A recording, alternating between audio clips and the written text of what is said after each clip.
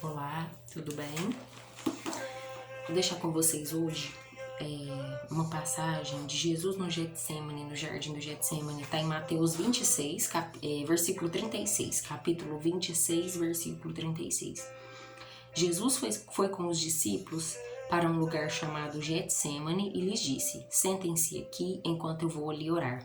Então Jesus foi levando consigo Pedro e os dois filhos de Zebedeu. Aí ele começou a sentir uma grande tristeza e aflição, e disse a eles: a tristeza que eu estou sentindo é tão grande que é capaz de me matar. Fiquem aqui vigiando comigo. E ele foi um pouco mais adiante, ajoelhou-se, encostou o rosto no chão e orou: meu pai, se possível, afasta-se de mim este cálice de sofrimento. Porém, não seja feito o que eu quero, mas o que tu queres. Depois voltou e encontrou os 3 discípulos dormindo. Então disse a Pedro: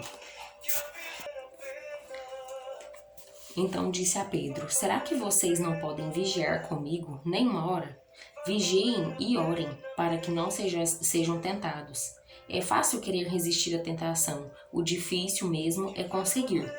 Pela segunda vez, Jesus orou, dizendo: meu pai, se este cálice de sofrimento não pode ser afastado de mim, sem que eu beba, então que seja feita a tua vontade. Ele voltou de novo e encontrou os discípulos dormindo. Eles estavam com sono e não conseguiam ficar com os olhos abertos. Jesus tornou a sair de perto deles e orou pela terceira vez, dizendo as mesmas palavras. Então voltou até onde os discípulos estavam e perguntou: vocês ainda estão dormindo e descansando? Olhem, chegou a hora, e o Filho do Homem está sendo entregue às mãos dos maus. Levantem-se e vamos embora. Vejam, aí vem chegando o homem que está me traindo, né? No caso, que ele está falando de Judas. Eu quero deixar com vocês essa mensagem porque Jardim do Getsemane significa prensa do azeite. Mateus 26, 36. E o que eu entendi, né?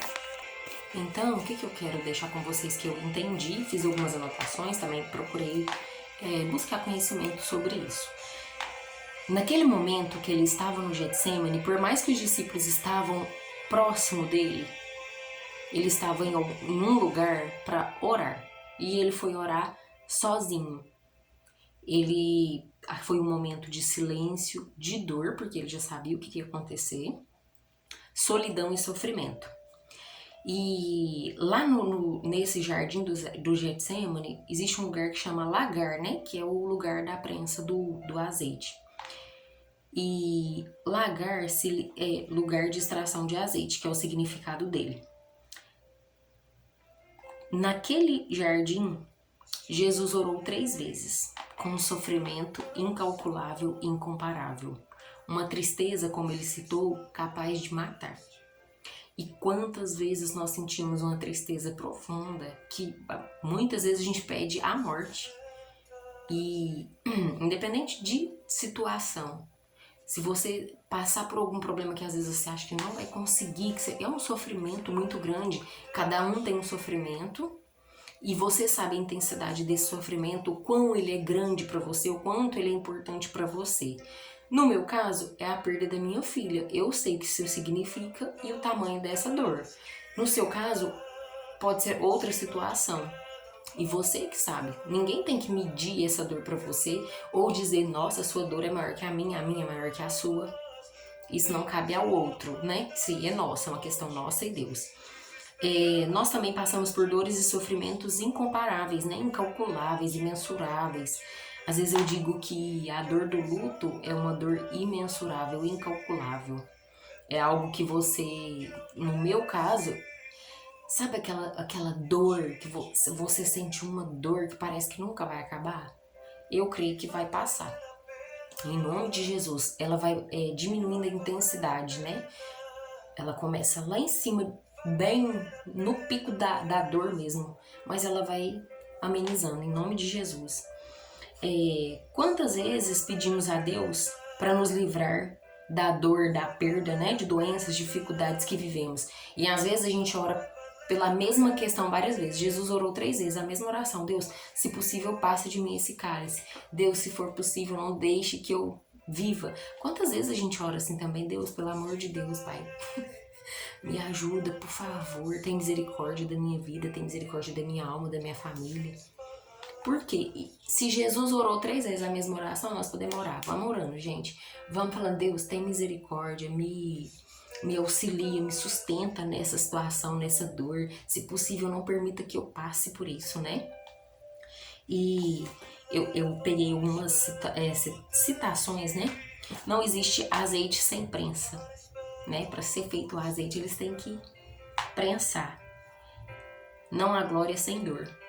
Essa frase, não há glória sem dor, no caso é mais, eu creio que é específico para Jesus, porque ele sabia que ele iria para a glória, encontrar com o Pai, né? Mas ele teria que passar pela dor. Então não há glória sem dor, no caso de Jesus, eu vou dizer isso. Mas para nós, não há conquista sem luta. Nada vem de mão beijada. Você não fica parado em casa para as coisas acontecerem, você tem que ir atrás, você tem que lutar, você tem que correr mesmo, batalhar. Não há perdão se não houver arrependimento. Então, se você não estiver realmente arrependido, não convém você, não adianta perdoar sem arrependimento, ou pedir perdão sem você realmente se arrepender do que você fez. Não há perda se não houver ganho. Nesse caso, você só perde o que você tem. Você perde um emprego, você perde um ente querido, ainda mais nessa situação que nós estamos vivendo. Você perde o que é seu, o que você tem. E como é difícil quando a gente perde. Se você perdeu é porque você tinha. E a gente tem que conseguir administrar essas dores da perda, das dificuldades, dos problemas, do que vem surgindo, né, no mundo atualmente. E para você conquistar, você tem que lutar. Você não conquista nada se você não for atrás, não correr, não lutar, não buscar, não fizer o possível para que aquilo aconteça. Eu vou contar para vocês um pouquinho de algumas coisas que aconteceram comigo. Que eu falava assim, nossa Deus, já tá bom, né? Tipo, já tá ótimo, já entendi. Mas na verdade a gente demora a entender. Em 2009, eu, meu esposo, meu irmão, minha irmã, um amigo nosso e meu sobrinho, Gabriel, estávamos no carro. Estávamos em 6 pessoas, tá? Mas meu sobrinho estava no meu colo e nesse acidente, nós sofremos um acidente, o carro capotou 3 vezes. Nesse acidente, eu fiquei com a sequela na mão, eu quebrei o dedo da mão, esse dedinho aqui, ó. E assim, eu passei por alguns constrangimentos, algumas pessoas brincavam, seu dedo duro, seu dedo é torto, seu dedo é bonito, deixa eu ver seu dedinho. Tudo bem, superei essa fase, né?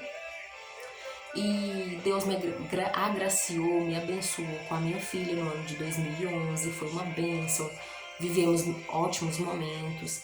No ano de 2016 eu tive uma infecção muito forte de garganta e essa infecção ela infeccionou o ouvido e garganta.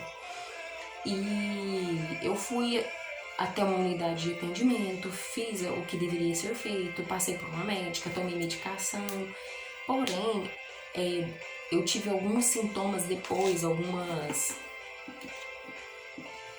tive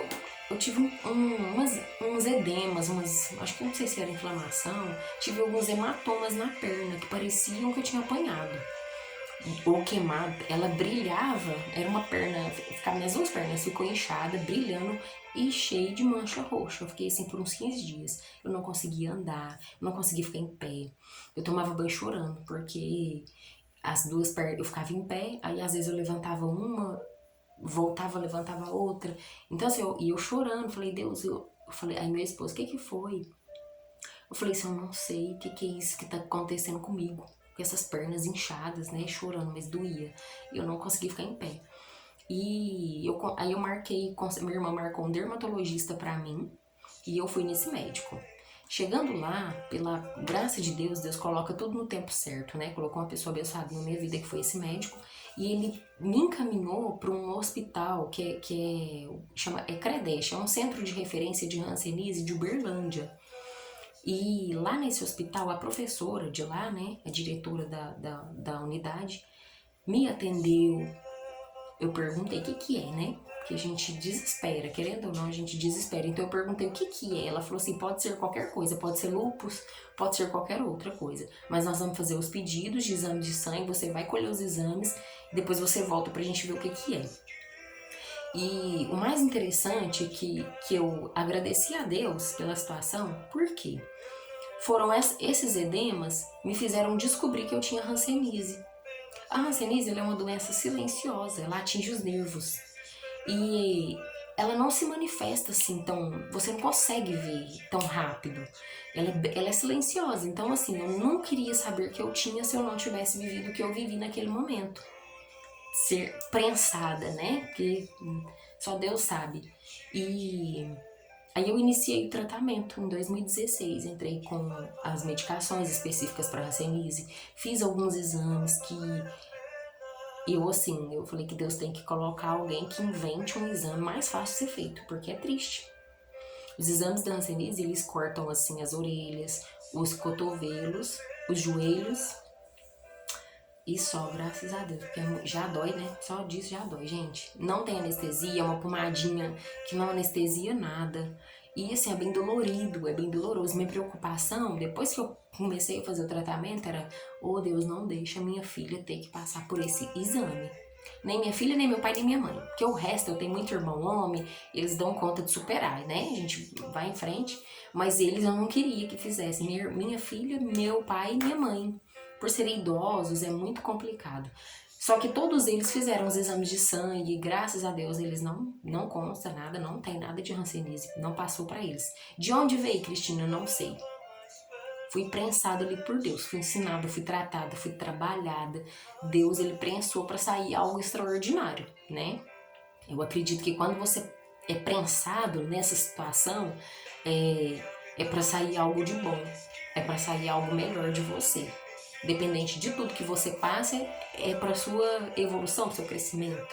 E fiz o tratamento em 2018, em julho.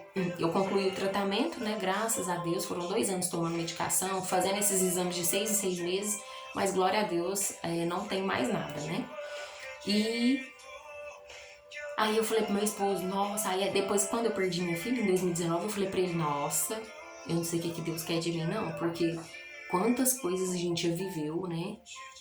Sofrer esse acidente, tem um dedo quebrado. Passei por esse momento de doença da hanseníase, sei que tem outras doenças piores, né? Mas assim, o que mais me chateava era esse exame ele é dolorido. E a perda da minha filha, eu falei, gente, vamos, o que Deus quer? Aí Deus, o que o Senhor quer de mim? Eu tô aqui, vamos lá, vamos.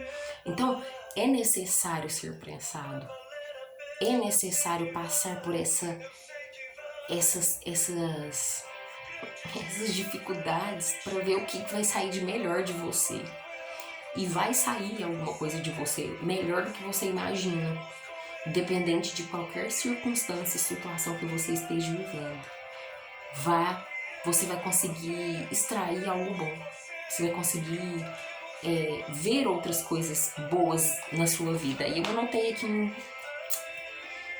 algumas frases interessantes. Se coloque no lugar da prensa. Jesus, quando ele foi passar por isso, onde que ele foi? Para a prensa, foi orar. Deus, pelo amor de Deus, eu tô passando isso. Se for possível, não permita que eu passe.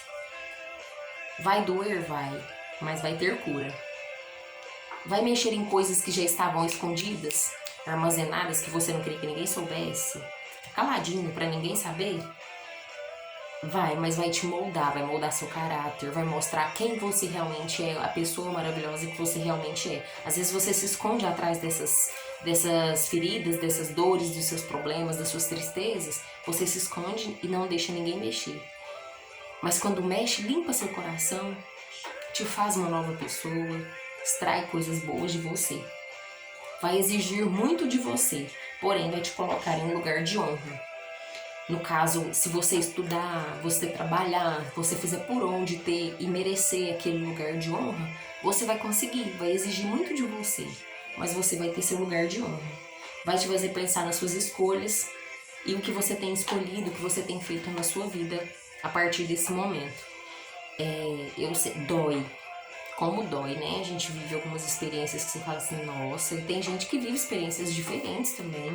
Cada um com a sua intensidade, cada um vê as suas dificuldades, a importância delas.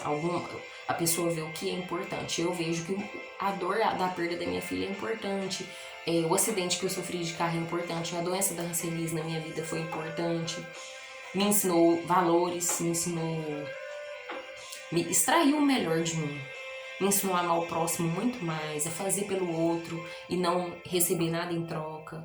E eu espero que você se posicione, se coloque no lugar da prensa, se confronte com esses sentimentos, confronte com o seu eu, né? Vai para aquele lugar, pro esconderijo e se coloque. Se coloque lá na posição para ser prensado, para ser moldado, para ser forjado. E você vai sair dessa situação muito melhor do que você estava. Espero que vocês tenham gostado, que Deus abençoe, contem comigo.